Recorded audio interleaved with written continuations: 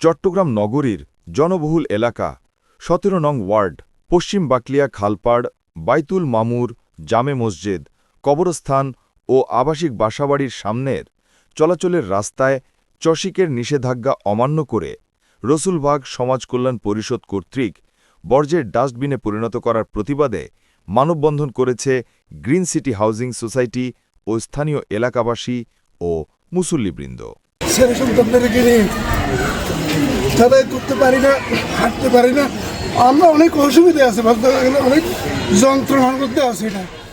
২৬ November বুধবার বিকেল ৪টায় আয়োজিত মানববন্ধনে বক্তব্য রাখেন accord green village flat owners অ্যাসোসিয়েশনের সভাপতি মোহাম্মদ এরশাদুল্লাহ।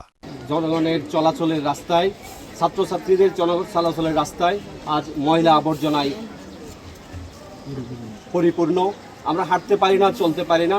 এই বর্জ্য ব্যবস্থাপনা সিটি কর্পোরেশনের একটি নাগরিক সেবা। এই নাগরিক সেবা সিটি কর্পোরেশনের মেয়র ঘোষণা করেছেন হেলদি সিটি। সেই হেলদি সিটি হিসেবে যে প্রকল্পটা উনি হাতে নিয়েছেন ডোর টু ডোর সার্ভিসের, এই ডোর টু ডোর সার্ভিস এখানে বাস্তবায়ন হতে দিচ্ছে না। আমরা চাই সেই ডোর টু ডোর সার্ভিস বাস্তবায়ন হোক এবং যেন আমরা এখানে কোনো ময়লা আবর্জনা না দেখি। আমাদের সুস্থভাবে বাঁচতে দিন, আমরা বাঁচতে চাই, বাচ্চাদের নিয়ে আমরা বাঁচতে চাই। আমাদের বাচ্চারা অসুস্থ হয়ে যাচ্ছে, আমরা চাই এর থেকে পরিত্রাণ। মানববন্ধনে উপস্থিত স্থানীয় বাসিন্দা, নারী ও শিশু শিক্ষার্থীরা বলেন, পাঠাবো এই যে কুকুরের উপদ্রব, এই যে নানান ধরনের সমস্যায় আমরা হচ্ছি। আর ইদানিং তো দেখি যে আরো বেশি হয়েছে ময়লা, কারণ ময়লা নেয় না। আমরা এই বর্জ্যের স্তূপের কারণে স্কুলে যাওয়া আসার সময় ময়লার দুর্গন্ধে অসুস্থ হয়ে পড়ছি, সেই সাথে কুকুরের উৎপাতে আতঙ্কে আছি। আমরা সুস্থভাবে বাঁচতে চাই, আমাদের স্বাভাবিকভাবে বাঁচতে দিন।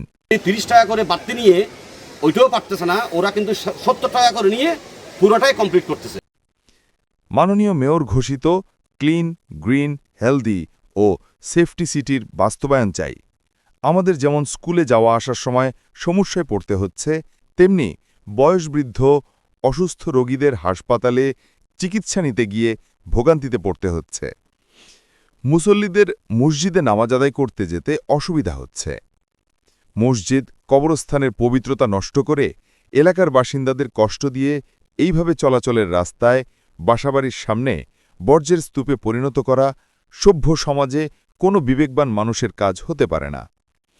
আমরা এই সমস্যার সমাধান চাই, সেই সাথে এই অমানবিক কর্মকাণ্ডের সাথে জড়িতদের বিরুদ্ধে যথাযথ ব্যবস্থা নেয়ার জন্য চসিক মেয়র মহোদয় ও পরিবেশবাদীদের হস্তক্ষেপ কামনা করছে।